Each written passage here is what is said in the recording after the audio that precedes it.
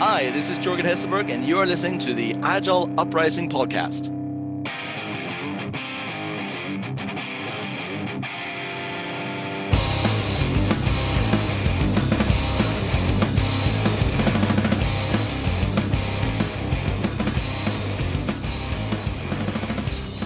Welcome to another edition of the Agile Uprising podcast. I'm your host, James Gifford, coming to you from the Mile High Agile Conference in Denver as we continue our on-location series, trying to get out into the field and meet new people, hear some new exciting voices. And so for this episode, we're going to have Bret Thayer students talk about their experience with using Agile in the classroom. So definitely a topic that would be, it's forefront on a lot of people's minds and kind of something that's expanding. So we look forward to hearing from the kids. All right, thank you. So my name is Bret Thayer, and I'm a teacher in Jefferson County Public Schools in Colorado. And ever since 2015, I've been using Agile in the classroom and adapting that to where the kids are in charge of basically their learning, which is actually where it needs to be. And so I'm really happy to introduce today three of my students who are going to present not only Agile in the classroom, but talk to you today about what they do and what their experiences are. So first we have Max. Hi. Then we have Molly. And then finally we have Jack. Hello. And I'm excited about them telling their stories. So I'm going to turn it over to them and you. Awesome. Well, it's great to meet all of you. It's it's always good to be able to get out and talk to new faces, and you guys are very new. So what grade are you all in school, in life? Max and I are seniors, and Molly's going to be a junior. Awesome. So what can you tell me about like your experience? Like, what has it been like to kind of work through bringing these practices kind of into school? So I'm assuming you guys are following something around Scrum. So can you guys talk to me a little bit about like how you guys do it? Like, do you have a backlog of? Well, so I guess we could start with. Scrum's got 3 roles, 3 ceremonies, and 3 artifacts. Mm-hmm. So we could just kind of, I think we could start with something simple and talk a little bit about we could talk about project-based learning, and then we could maybe kind of tie that into some of how you guys work through the different roles. So explain how you've used Scrum processes in APC. So in AP Seminar, we had 2 presentations that we had to do. We had an individual one and we had a team presentation. And how we used Scrum is we essentially used it to organize how we were going to get through those presentations and organize all the different aspects of our research and organize exactly how we were going to get through our different projects. So for kind of for the research stuff, did you break down like your research artifacts into backlog items? Like, if you were going to explore different facets of, a topic, would you kind of break it down into those kind of backlog items? Yeah, we kind of did. How we divided this up, we started with developing a topic that we were going to research. So in the beginning of the school year, we researched Rocky Flats and how it may or may not be safe. And we started with that big topic, and then we broke it down into different themes. I myself took the ethical lens, we had a scientific lens, and I believe a historical lens on the issue, and that's where we broke it up into the different research. So we took those lenses and we broke them down into research questions, and then based the rest of our project off the research that we found about that topic. Now, did you guys like time box the research? Like, did you say like every 2 weeks we got to come back and like review this with the group, or how did that work out? Well, so at the beginning of the year, we were kind of just testing out the Scrum board. So we did try to do that, but some of our research took longer than we had planned on. But for the second semester, we did only have 30 days for every project for College Board.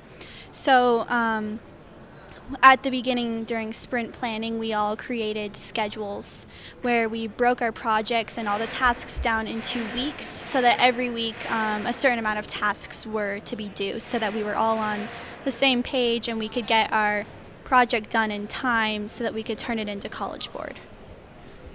It's interesting.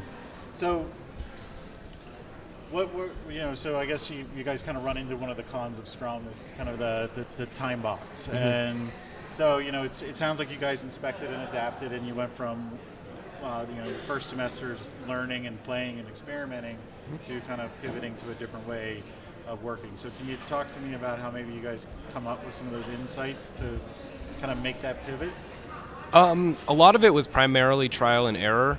There were several things that we had to adapt from the original Scrum model to meet more of the classroom needs. So one of them, a big one, was instead of a testing phase, we used a more peer review type thing because unlike the IT world, not everything really needed to be tested. It was more like simple tasks that could be accomplished by most people. And then we would peer review our big essays. We adapted the time frame because we found that without a really rigid one, small tasks could take too long. So we actually, at the end of the first semester, we came together and we talked about what was working and what wasn't. And we found that a really strict timeline was a really good way of getting the tasks done. And I think our third one was the role of the Scrum Master. We kind of adapted that to meet the classroom needs. It started with Mr. Thayer, who has taken the Scrum Master training and was doing a good job of leading us. We saw him as not necessarily another student who would be more involved in the process. He's kind of like an outside voice. So what we did was the second semester, we actually ran our own daily stand-ups, and we kind of alternated the role of Scrum Master to try and give everyone the opportunity to not only lead the group, but to give everyone a better understanding of where everyone was at in the process. So I think that was a big one that we really adapted into. That's interesting. So did you guys eventually, as a student, now kind of gravitating towards being the Scrum Master, or? It was, I wouldn't say forced, but everyone was, I'd say, given the opportunity to be Scrum Master, with everyone participating at least once, just so, because there was no real person in charge because it was a group project. So we all worked together and then we were all accountable for each other versus one person, because we didn't really have that one person. Because of the nature of AP Seminar, which is it's a team project type class working on collaboration, we thought it was best to give everyone an opportunity to do that. So it sounds like you guys just kind of found self-organization. So did, anybody can chime in, but like, was it tough for your self-organization to kind of, we work with, many adults trying to get them to self-organize, and they have kind of like their own baggage around why they don't get together or why they don't want to work with this person. Like, was it hard for you guys to kind of find that self-collaboration and like evolve into kind of self-organizing around that work? I definitely think that it was a challenge at the beginning because when we came into this class, we may have known like just a couple people in the class, so we weren't really like a cohesive team. But as we worked throughout the year and we did like team building exercises, it became a lot easier to be able to work together as part of a team. That's really interesting. So with every Scrum team and things like that, we got the ceremonies kind of working through. What was your experience with like the daily stand-up? So it sounded like you guys were able to self-organize around some of the work, but you're still trying to go through the ceremonies and getting together and talking about, hey, what did you get done? What are we working on? Like, how are we doing towards our sprint goals? Like, what was that like to kind of have that meeting and kind of get together and kind of let people know how things were going?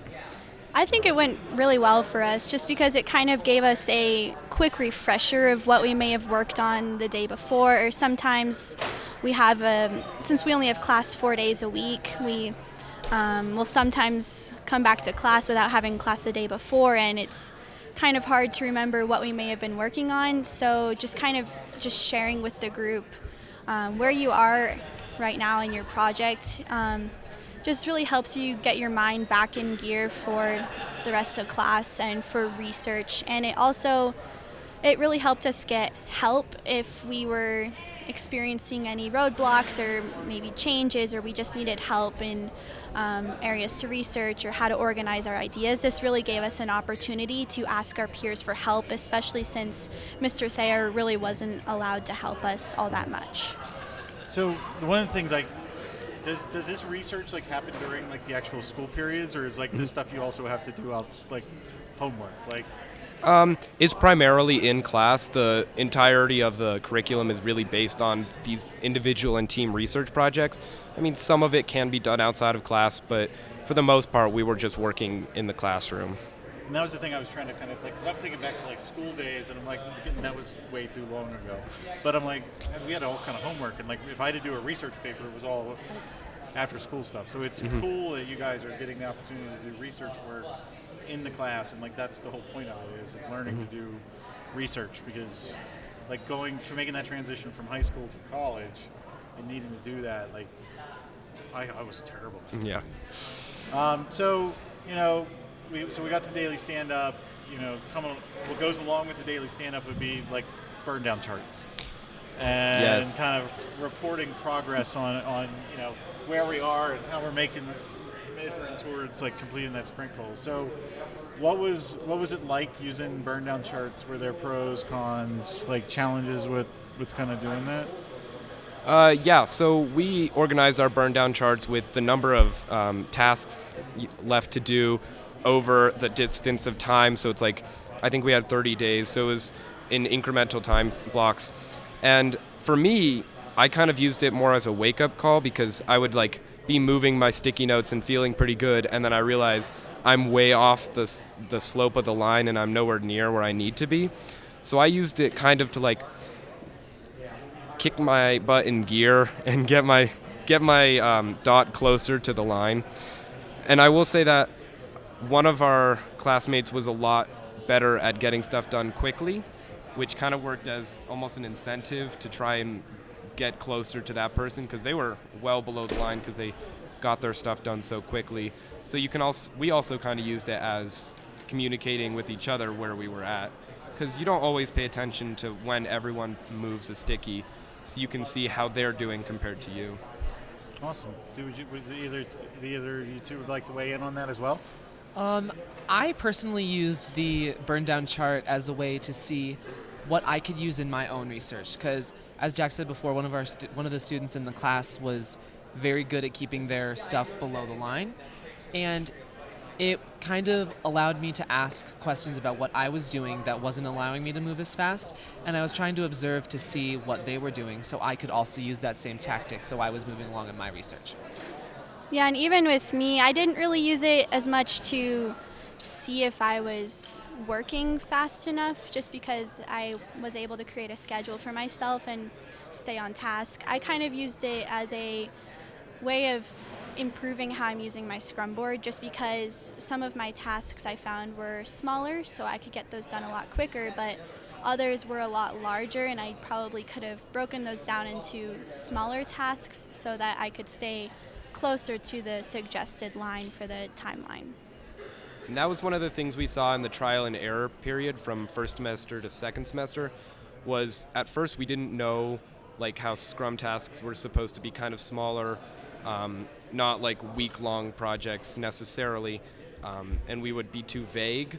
So on our Burndown charts, it would kind of just plateau and no movement was done, because we didn't fully understand they should be things that you can accomplish and say, I've done this, not like I'm in the progress of doing this with a bunch of other things. So I think that was another thing we learned from just trying it out. Yeah. Well, and I think though, from a standpoint of you're trying to do research. So like if you have a topic that's well documented, it's going to be really easy to just find articles and credible sources on it. But if it's, I can imagine that like, if you're trying to do some research on things that are obscure, like there's going to be, I mean, I can remember crawling the internet for days, like page after page after page of Google. I'm like, I'm on page 10 of Google search, and I found the thing I've looked at, but now I've had to read through, I've spent literally 3 hours doing nothing but trying to find that answer. So I guess when you guys broke those down and did you guys estimate the size of your tasks, or did you kind of go with that gut intuition of how big they were? It was more gut intuition. Yeah. Yeah. Did you guys kind of think about like what you were researching and then looking at potentially how big it was, or? Yeah, that was part of the sprint planning, I think. That was like, we need to kind of limit where we're going because we only had 30 days. So we kind of set our own parameters on what we should be researching, and then we fill in the gaps from there. Yeah, or even after like the sprint planning process, I personally found for me that I would come up with a research question and I'd have all my tasks and I'd be diving into research and even writing my paper. But even at that point, I found that I needed to adjust my research question and my topic to where it's not quite as broad, and I needed to narrow it down just a little bit more just because of the time crunch and just so I could better organize my ideas and what I was trying to say. And that's super interesting to kind of hear your perspective on that. So kind of from a standpoint of we want Agile teams to kind of reflect and improve and do retrospectives. Like how were you guys able to kind of make that your retrospectives effective? Because was your time box the full month, or did you like have like a halfway point? Like how did that work, like with your retrospectives from your sprint? Like was your sprint the full month, or was it like 2 weeks and 2 weeks, a week and a week? Like what did you guys use for your sprint cadence? Well, we had 30 school days to complete the entire project. We did our retrospectives after we presented, and we first we did like an individual reflection where we reflected on ourselves and how we think our group performed, but then after we filled out sheets of paper writing those down, we kind of had a whole class discussion, and we even had we had a picture of the Santa Maria boat where we kind of made sticky notes and we wrote down what went well and what didn't go well, what we can improve for the future, and we just kind of shared out ideas for an entire class period, and it really helped us to improve things for next time, whether it's for our class or future classes. So you guys ran the sailboat. Yeah. Nice. That's a fun one to run. So, but did you kind of find it weird to kind of open up about some of this, like some of the stuff you learned or observations? I mean, we see adults that won't share because they're embarrassed or scared to, open up with each other. Was that something that was kind of a challenge for you guys in the retrospective? At least for me, I didn't find it a challenge to open up about anything, but it was very, I guess, reassuring to see that I wasn't the only one struggling, because at least through my research, I thought that I wasn't going anywhere sometimes, and I thought that I was falling behind. But after everyone else shared out, it was kind of nice to see that I wasn't the only one that was having issues, and it helped kind of reassure myself that I was getting things done a little bit. I think at least for the first semester, it was probably the most important one for us, because that was kind of our trial period. We were seeing what worked, what didn't, what we saw in ourselves that we wanted to change for the actual thing, because the next semester it was actually for keeps. We would get an AP score based on how we performed, and I think that was a full class period where we just talked about as a class what we can do to improve, how we can adapt Scrum to really meet the needs of our class, because some things were working, some things weren't, and as well just adapting what we wanted ourselves to see. So like what I wanted my schedule to look like for the next semester, and how I could actually do better than the first time. Interesting. So have you guys? So you got the chance to learn about Scrum. You got to practice it. Have you guys seen did you guys see taking the what you learned in this class and taking it outside of this classroom into maybe your life or other classes, or trying to help kind of promote that? For sure. The next class in this whole curriculum is AP Research, which is essentially almost kind of the same thing as AP Seminar. You just have to write a longer paper. And I definitely could see how we would use the teachings of Scrum in there to help organize ourselves again. And I'm involved in this club called Academic World Quest, where it's kind of like a competition on current events, and what they give you is 10 topics with 10 or 15 articles per thing to read through and kind of absorb the information, and then you compete against other schools. And one thing that I brought was we used a Trello board to see where everyone was at in their research, because it was such a big thing. So each article or video was its own task, and we could see where others were at. And I think it was really interesting to see kind of how we compared to our peers, and if we were behind or if we were ahead of them. Yeah, I think it can definitely be used in other classes. I wouldn't say it can be used in all classes, just because some classes it makes sense more than others. Like, for example, in English class, maybe we'll have a group project and we have 2 weeks to do it. I think this would be very helpful to use, just because I find more often than not, there's usually 1 or 2 members who do all the work, and then the rest of the group does nothing. But using Scrum really keeps everybody accountable. And even in my student council class, this would be very helpful for planning events, especially since there's 1 committee head and then everybody else has a job.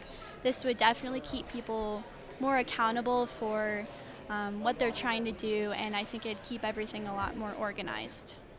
Yeah, I mean, I talked to a teacher a while back around them using Agile or Kanban to organize the yearbook, because there's a lot of stuff that goes into actually organizing and putting together a yearbook to get it published. And it's you got this team of people that got to be rounding up pictures and all this stuff. So it was something that they tried when they organized the yearbook. They only used it for the yearbook, but it was, at least they were willing to give it a go. So I really appreciate your guys' time. Do you guys have any kind of final thoughts or words you guys want to share with our listeners before you gotta dip out of here? I think it's probably important to try and accustom kids more to how the world actually works with systems like Scrum, because I don't think the real world is memorizing fact tables for math. I think a lot of it's collaboration and working on projects with a team.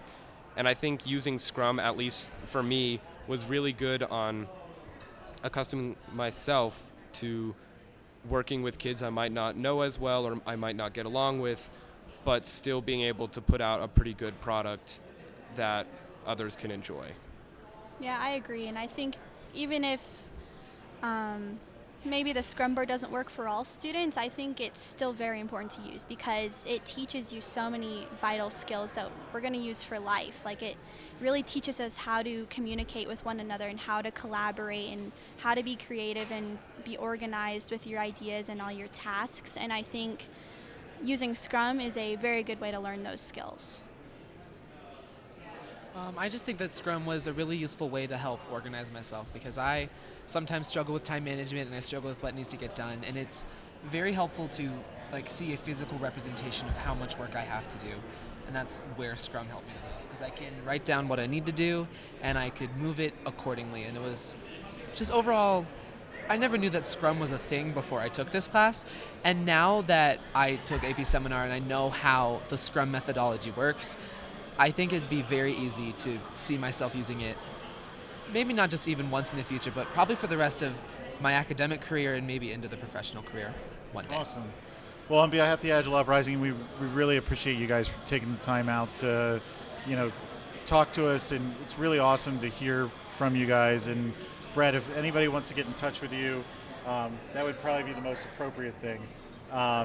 We will share your, I know you got to run, so we'll share your information in the show notes. And thanks again, and bravo. Thank you.